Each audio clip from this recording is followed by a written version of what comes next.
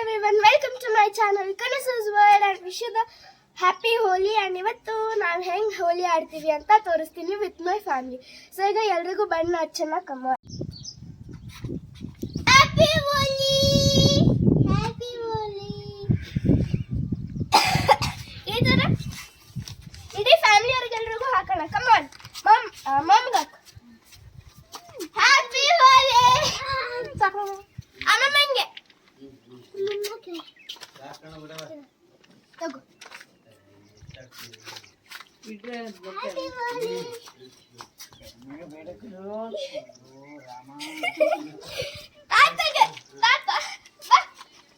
ಅವತರ ಮಾಡಿದ್ರೆ ಇನ್ನೂ ಖುಷಿ ಇರ್ತದಪ್ಪ ಹಬ್ಬದ ದಿವಸ